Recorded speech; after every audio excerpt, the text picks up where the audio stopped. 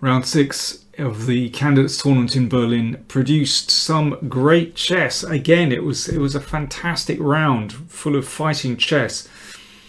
I'm going to look at just parts of two games. First of all, Wesley So against Levon Aronian. Aronian in his last game against Grushuk came so close to winning but messed up. So he's not having the greatest tournament. Wesley, well, he's at the bottom of the table, having a really rough time. But he went into this game clearly having done a lot of homework. He played an anti-Marshall system against Aronian. Aronian nearly always plays the same system with black. And it's a typical anti-Marshall position with, you can see this pawn on a5. And, well, here Aronian played rook b5 to try to pick up that pawn. And Wesley now broke in the center with d4. If Aronian wants to play in a fairly safe way, he could just trade off all those pawns in the middle of the board. And I think this would result in a position which is, well, probably slightly better for white, just because of the pawn structure. It's a slightly better pawn structure, but I think black is solid enough here. That's certainly, that rook on b5 is a very good piece. But, you know, these guys, then they don't back down. Levon decided, yep, I'm going to take that pawn on a5. But this, I think, was Wesley's hope. Because after this trade, he now just played rook a2. This is a really nice move, very subtle indeed. He perhaps wants to just play the queen to a1. So, for example, if black were to play c4 to get these pawns going, then queen a1 is a strong move, attacking that knight and, you know, perhaps preparing to swing this rook over as well to attack the c-pawn. So Levon played queen b7, which puts some pressure here. And then b3. I like this move very much.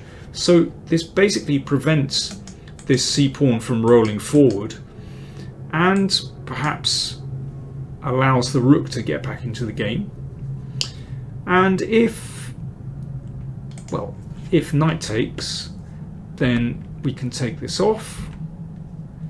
So at the moment, white is 2 pawns down, so that attacks the queen, and the queen goes back to defend the bishop. And now simply rook d2, and I think this position shows exactly what happens in this game. White is beautifully centralized. Black might be 2 pawns up, but what do you do about the threat to come down here? And white just has tremendous compensation, beautifully centralized forces. So instead of taking the pawn, Aronian decided to put his king in the corner, get out of trouble. Because, I mean, with this f-pawn gone, his king is a little bit exposed. Queen c2, simple chess, defending the pawn and allowing the rook to come over. I mean, it might have been an idea for Aronian to play the knight back here and give back the pawn, but just to get this knight back into play. Knight d7 played instead, and the rook came over to a1, hitting the knight. So if the knight retreats, then of course the a-pawn drops, and those rooks look pretty good doubled on the a-file. So bishop d8 covers the knight. And now again, a really simple move. You know, I was perhaps thinking that Wesley would try to hold this position with that knight on a5, but no, he just played knight c4. So that forces this exchange. So it brings the queen to a nice position, but it just clears things up. So now there's a threat to take here. So bishop f6 hits the rook, so it drives it away. So now there's no longer a threat to take the a-pawn, and then queen c6, so that defends here. So basically Aronian has held everything together, but now the rook switches into the middle. So it's interesting.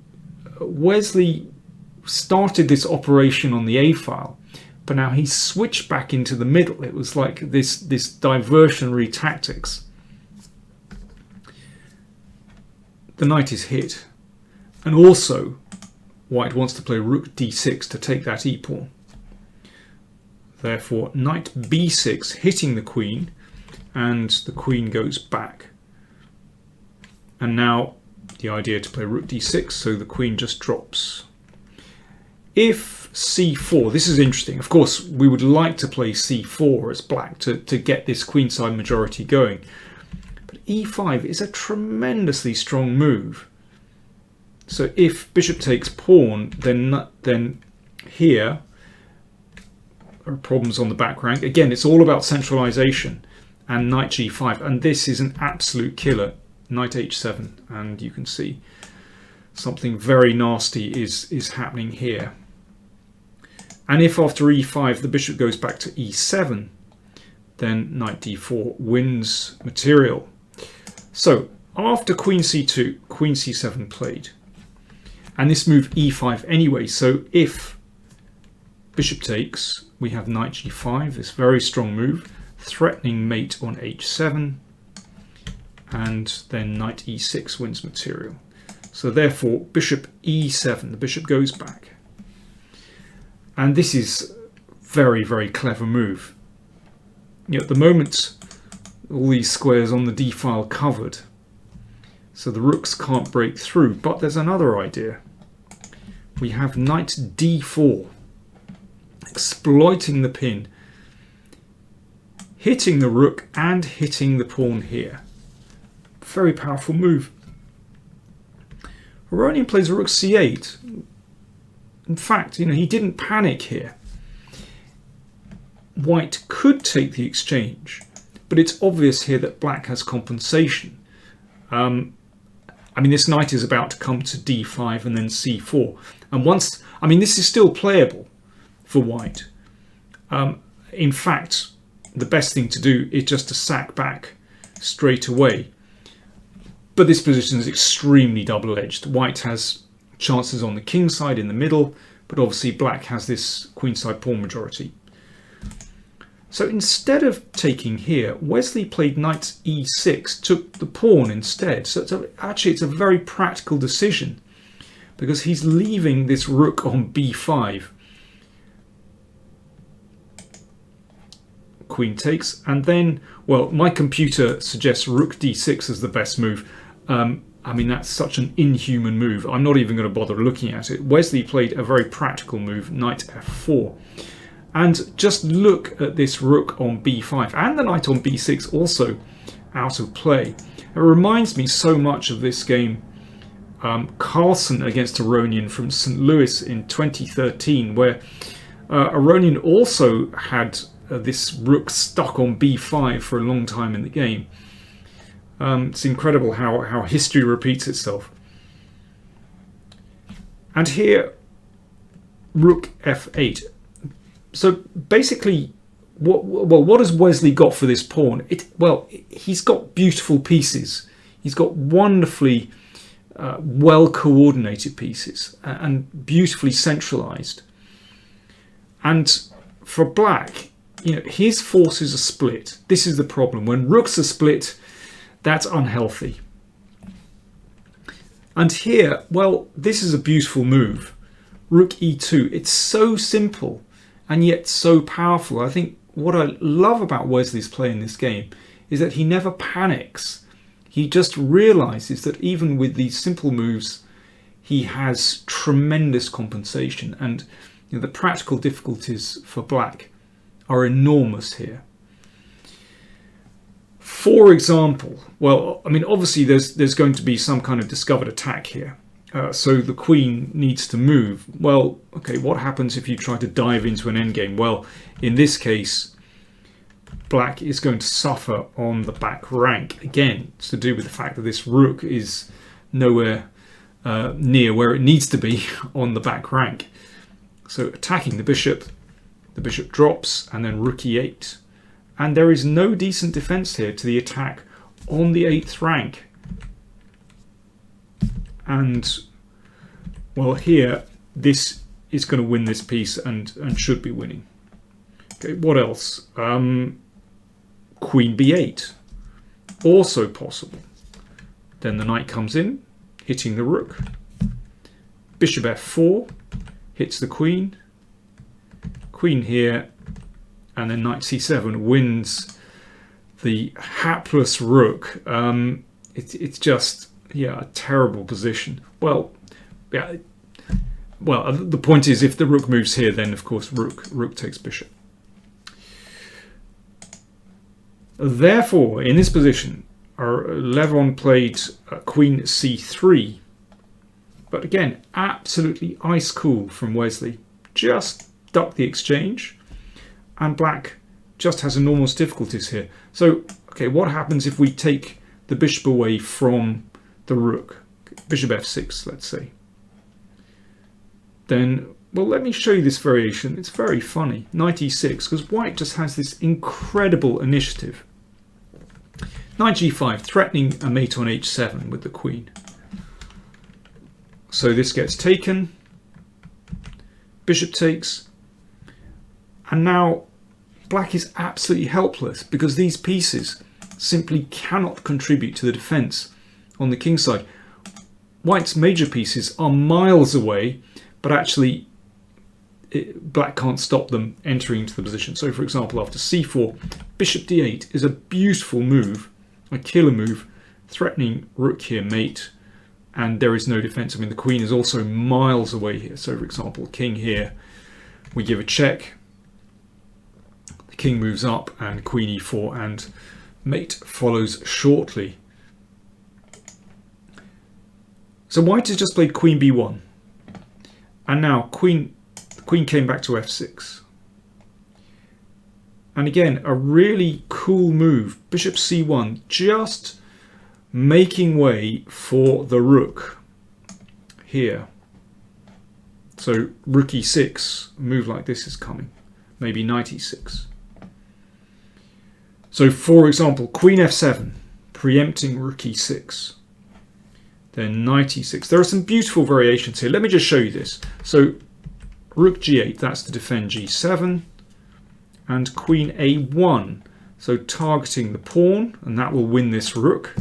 And also targeting g7. So a5 stops that. Bishop b2. I mean, there are some ludicrous variations here. So we're threatening to take here. So bishop f6.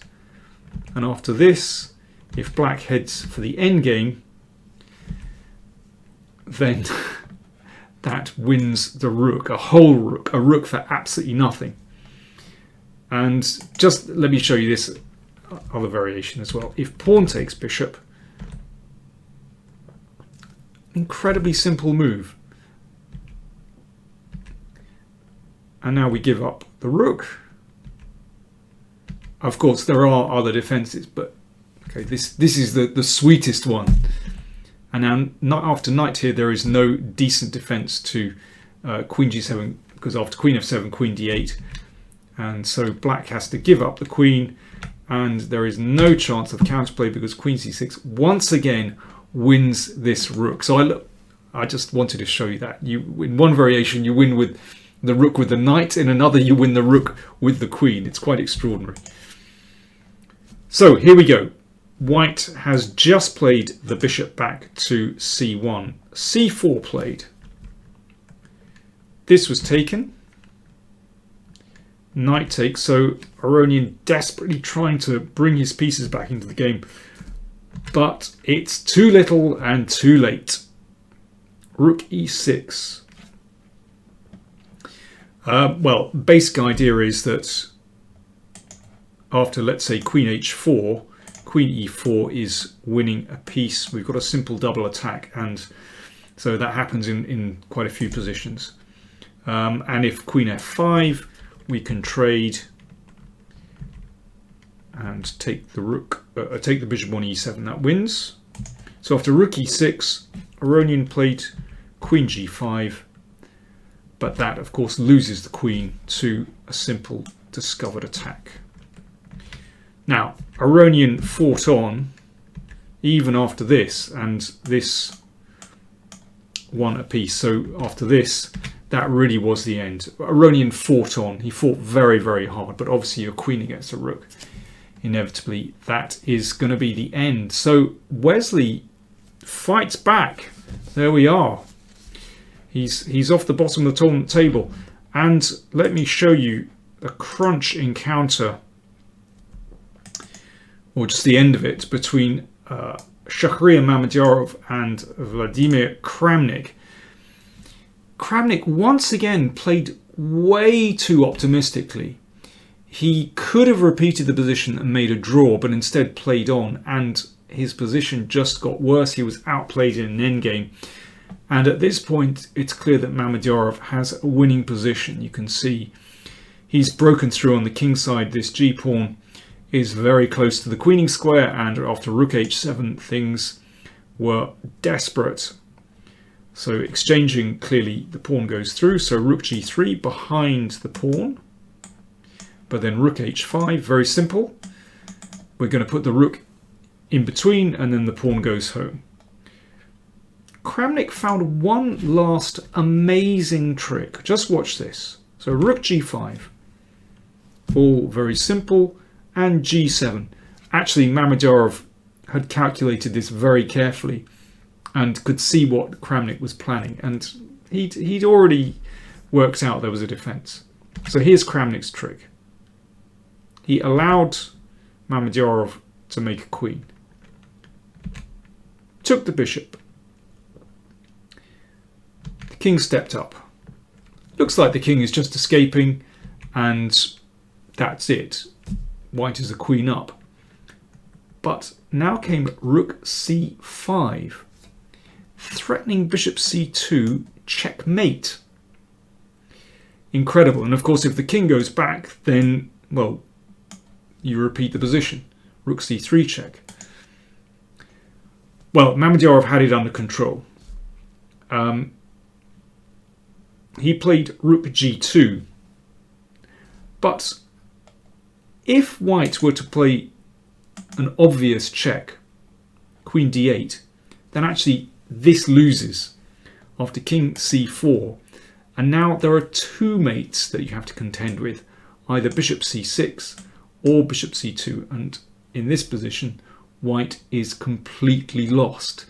A beautiful trick if white is hasty, but Mamedyarov had it under control. He played rook g2, so obviously he can just swipe off that bishop, and, well, clearly this position is going to be easily winning. But Kramnik still hadn't given up. After rook g2, he played bishop f3, going for this mate again, but now after queen d8, he did resign, so it's a check. And that is just too disruptive. For example, if king c3, we have queen d2 check. And if we go back here, bishop d5, then rook d2, and, well, now there's no longer a mating net, basically.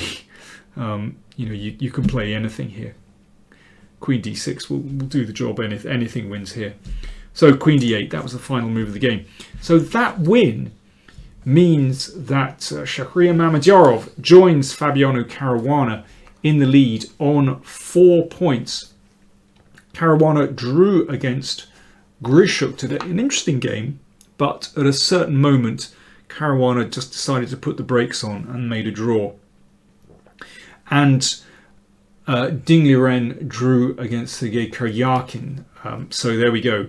Caruana and Mamedyarov on 4 points.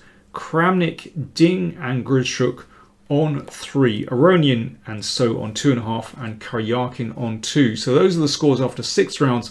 We've still got 8 rounds to go. Free day tomorrow. Free day on Saturday.